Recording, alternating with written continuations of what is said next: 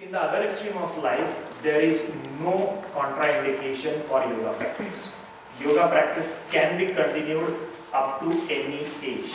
And rather I would say yoga practice can be newly started. You can teach yoga for an old person aging 80 years, 100 years or even 120 years. No problems. The only thing is, in the brackets, very important, consider the limitations of that whole individual. Individual limitations. For example, a person coming down to you to learn yoga at the age of 70 years. Can he or she learn yoga? The answer is yes. But if he or she is suffering from high blood pressure, definitely you would not suggest inverted postures. Osteoporosis basically is the amount of calcium from the bones it reduces. There are small holes, the bones become porous. There are minute holes developing in the bones because of calcium deficiency. Whatever the reason behind it, because of the calcium deficiency, the calcium from the bones is actually extracted and it is brought in the blood to maintain the blood levels of calcium. So there is actually extraction of calcium from the bone leading to osteoporosis, the bones becoming brittle. What is the role of yoga? I would say yoga is the best solution for the condition of osteoporosis. Because in osteoporosis, the only solution is number one, calcium supplement, and number two, physical activity. Even the orthopedic physician, orthopedic surgeons, they would suggest to increase the physical activity. Maybe going for the gyms, light weight work or bicycling or walking, something like that. So a physical activity plus the supply of calcium. These two things, they are important for the condition of osteoporosis. So the physical activity can be definitely improved with yoga practice. And also the advantage would be less of injuries. There would be less injuries because the person is going to do the movement slowly, steadily, and is going to maintain the position. So the chances of injuries in a bone which is already brittle, the chances of injuries, they are less with yoga practice. And at the same time, no doubt, calcium supplementation is to be continued. Yoga is, again I am saying, yoga is not a magic. It's a science. So you can't expect that the person is practicing yoga and overcomes the osteoporosis. It is not possible unless and until there is a proper calcium supplementation. Whether tablets, diet or whatever, but calcium supplementation is definitely needed. And I would say osteoporosis is not a contraindication for yoga practice. Definitely not a contraindication. Any person who is suffering from osteoporosis, I would suggest rather for him or her to practice yoga to overcome osteoporosis. Now talking about another aspect of bones is the joints. Because whenever we talk about the skeletal system, it is important that we talk about the joints. Just imagine if there is no joint in the body, what would happen? From top to bottom, one single bone. Practically nothing would be possible. Even I standing in front of you and going on blah blah blah, this joint is moving. So there needs to be some joints in our body for the basic function of the skeletal system, and that basic function is locomotion or movements. Any movements in our body, we need the joints. So this joint, this is just a brief idea of how the joints are formed in the bones. Now for joint formation, there needs to be minimum number of bones is 2. There can be more than 2 bones in one single joint. Very commonest example is our elbow joint. It has 3 bones in it. This is one single bone, the humerus, and there are 2 bones here, the radius and the ulna. Here in our forearm, we have 2 bones. Some of you might be knowing it or you might not be, but this joint, the elbow joint, is formed of 3 bones. So there can be many bones in one single joint, but for any joint formation, at least 2 bones are needed. Minimum 2 bones, more than 2 bones can also form the joint. Now these 2 bones, they never touch each other. There is always a gap. They are not precisely touching each other. There is a minute gap in between these 2 bones. And this gap, it is actually covered by a cartilage-like structure. a soft covering, we can say. It's a soft covering of a cartilage over the two bones. The white thing what you can see here. It's a soft covering of cartilage over the ends of the bone. Now these two bones, as I have said, they are never touching each other. There is always a gap, and this gap is filled up with a fluid, with a liquid, which is called as the synovial fluid. Synovial. A fluid, a sticky, oily liquid in the joint space. The function is lubrication. The function is to avoid friction whenever the joint is moving. So whenever you make the movements of the joint, this oil or this liquid, it would prevent friction, it would act as a lubricant. Each and every joint has this lubrication which would prevent friction, and obviously it would prevent the pain which may develop if the bones they are touching each other. So that is one thing. And another thing is the disc of cartilage.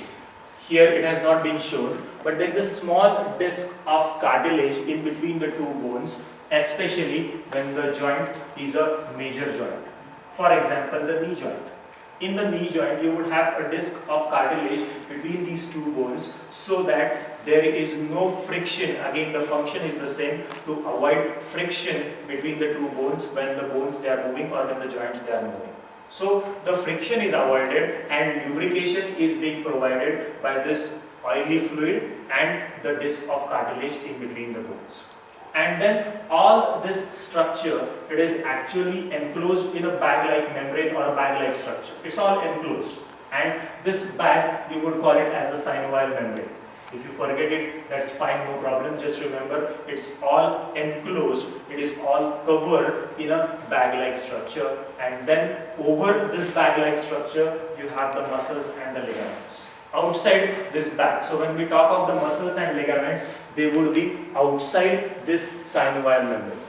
The muscles, the ligaments, the tendons, everything and anything related with the joint, it would be outside that bag-like structure, and then they would help the joint in the movement. There are two types of joints. One is the fixed joint, another is the mobile joint. The names themselves, they are suggestive. The fixed joints are the joints where the joint is present, but there are no movements. Movements are not possible. The example is the skull joints, and even the vertebra is considered, or the backbone is also considered as a fixed joint. Why it is considered as a fixed joint, we'll just talk in a short while. But for the time being, the skull and the vertebra or the backbone, they are considered as fixed joint, no movement possible. On the other hand, the mobile joint, the movement is possible. These are the joints which are used for locomotion. These are the joints which are used for movements. There are four subtypes of this mobile joints. We'll just have the view of one example and we'll just keep it off. First is the ball and socket joint. The example which you can see here is the hip joint. Here actually there is a structure which would be like a socket with a ball in that. Another example is the shoulder joint. The advantage of this type of joint is rotation. You can rotate your shoulder, this particular action, the rotation of the shoulder. That's because of the ball and socket joint. Now, in our shoulder joint, the scapula and all the other bones, they form a socket. Say for example, in my right shoulder, this would be a socket here somewhere, or a cup-like structure. And in that, the bone, this humerus or the bone of my arm, it would be fixed in this. And the other end, it would be rounded, like a ball. So when I am doing this particular action, the ball is actually rotating in this cup-like structure. So this is the ball rotating in this cup-like structure. So the rotation movements, they would be possible in the ball and socket joint. Another type of joint is the hinge joint. The example here, it has been shown of the elbow joint. But the more significant, more important example would be the knee joint. Knee joint is a hinge joint where movement is possible only in one direction. If you want to move the knee, you can move it only in one direction. The movement of the knee in other direction is blocked. Similarly, the fingers. If you want to bend the fingers, this is the only action. You can't go the other way. Naturally, it is not possible. Hyper-flexible people, okay, sometimes they can do that. But naturally, this is the only movement, one direction. So that is the hinge joint. The other type of joint is the sliding joint. Other names for it is the gliding joint or plane joint. It's one and the same. Some books mention it as a gliding joint. Gliding, sliding or plane joint. It's one and the same. Here actually one bone is sliding over the other when you are making the movements. You are looking at the wrist joint here. So when you are doing this action, the movement of your wrist, this particular action, these two bones here, these two bones, they will remain steady, and this whole of your palm, it would be sliding over these two bones. So that's the sliding joint or the gliding joint, plane joint. The last one is the pivot joint. Now this pivot joint, it is a very unique joint present only in the first and second vertebra of the neck, or the first and second bone of our neck. The second bone in our neck, mind you, the second bone in our neck is something like this. The bone, this is the main part of the bone, and it has a projection upwards. This projection usually is called as a pivot. So there is a projection upwards for the second bone in our neck, and the first bone of the neck is placed over it like this. And of course above this first bone is the skull. So when you want to do this action, shoulder to shoulder action, or usually as I say, when I ask you whether I should continue the session, you go on doing this particular action. So this action is basically the pivotal joint. The second bone is fixed, and the first bone, it goes on rotating halfway. This particular action is the pivotal joint, where the second bone is firm, steady, and the first bone, it just rotates over this second bone. Now this backbone, it is not one single bone. There are actually 32 bones in our back. Plus or minus 1 and 2 here or there is okay. It's individual have that differentiation, but on an average, most of the individuals, they have 32 bones in the back. Now these 32 bones, they are placed one above the other, forming a chain-like structure, one bone above the other, total 32 from the neck up to the bottom of the coccyx, the last one which is called as the coccyx, or the bones below the lumbar region. Now this backbone or the vertebral column is never straight. As I said, it's a chain of multiple bones. These bones, they are not having a straight alignment. There are natural curves, there are natural bends in the vertebral column. So you are looking at this vertebral column from one side. If I stand facing towards that door in that direction, this would be my vertebral column. So in the neck region, the vertebral column is having slightly a forward bend. In the chest region or the thoracic region, it is having a slight backward bend. In the lumbar region, a forward bend, and below the lumbar region, a backward bend. So it's having 4 natural curves in our vertebral column. In the neck, bending forwards. In the thorax, bending backwards. In the lumbar region, again forwards, and below the lumbar region in a backward direction. So these are the 4 natural curves. Our vertebral column is never straight. And the significance of these 4 natural curves is to help in the balancing mechanism of our body. It helps to balance our body. Because human beings are the only individuals, they are the only animals on this planet who stand on 2 legs. And for that balancing mechanism, it is very important that we have these curvatures. Now, these curves, they are also related directly with the birth of the baby. A newborn infant, a newborn child, usually has a straight vertebral column. Or rather, the vertebral column, the backbone of the infant, newly born infant, is straight. The infants or the babies of other animals, if you have seen maybe a horse, a camel, a cow, immediately after birth, they would start walking, they would start jumping. Have you ever seen this with the human infant? Immediately after birth, the infant starts walking. It's not possible. It's not possible because of the vertebral column. What is the first most important precaution when you carry an infant in your lap?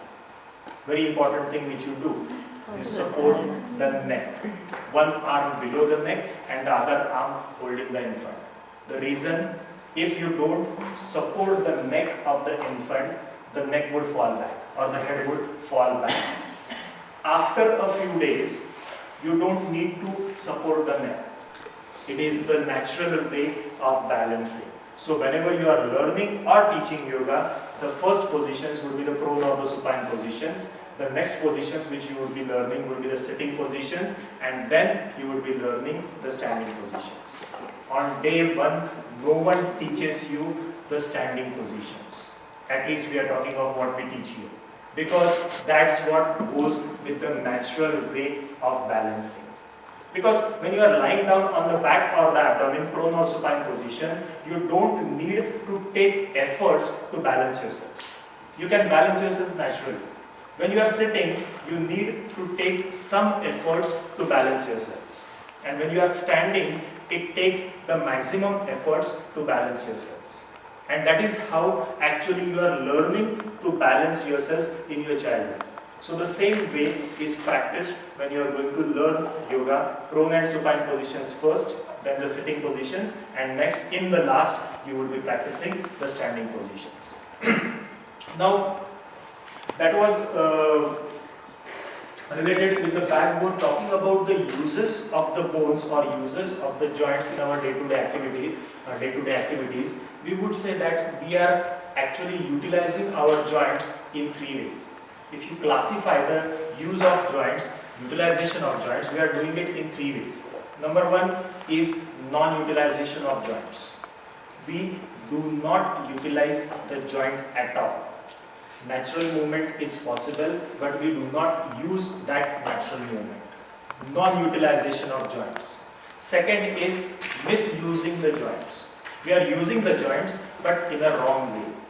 And third will be overusing the joints. We are using the joints, but we are using it too much, beyond the capacity. If we just try to understand them with one example of each, it would be easier. We start with overuse, for example. Overusing the joint.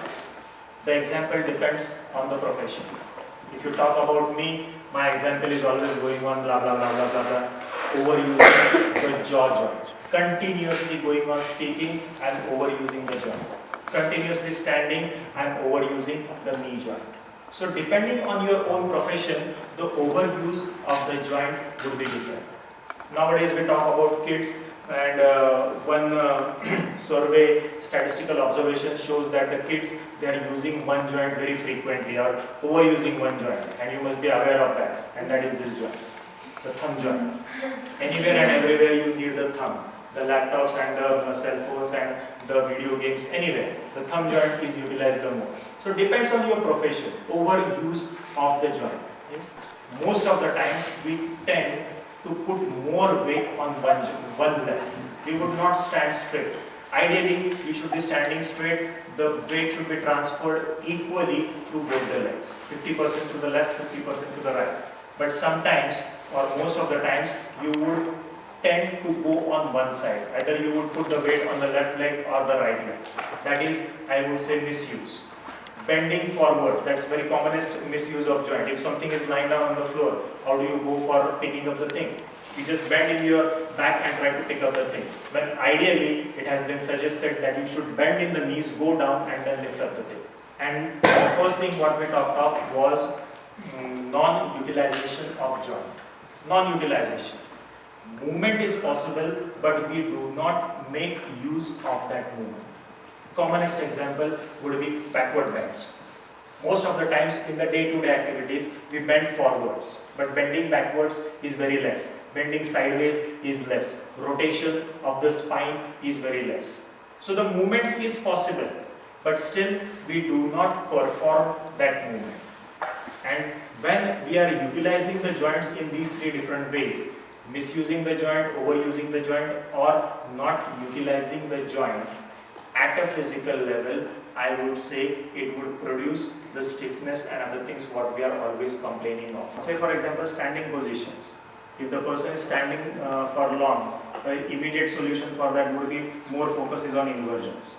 It's not only with the joints, but it is also related with the blood circulation or the way the muscles they are used, because the gravity acts only in one direction over the muscles. So if the muscles they are in an inverted posture, even the gravity acting over the muscles, it would be released.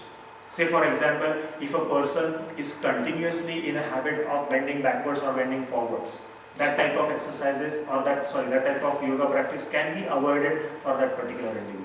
A continuous forward bending, say for example, if the person is working in some industry and working over a machine in this direction, in this position, it's producing a strain over the back, always bending forwards, it can be counteracted by bending backwards. So more importance can be given for this person for backward bends rather than forward bends, something like that. And one fine morning when you sit erect, the muscles they start complaining. For last 25 years you have been telling me that this is the right position. Now you are telling me that this is the right position. So number one, it has an effect on the muscles.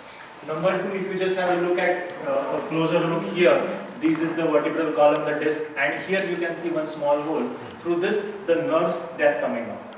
So there would be compression of the nerves if the position is not proper. At whatever level, maybe the neck, the chest or the lower back, there can be the compression of the nerves. That is one problem which it can cause. Next thing is related with the breathing, because ideally the movements of the diaphragm, they are designed, or the diaphragm is functioning to its maximum 100% capacity in erect posture. If you are in this particular posture, the movements of the diaphragm, they are restricted. So again, it would lead to breathing problems.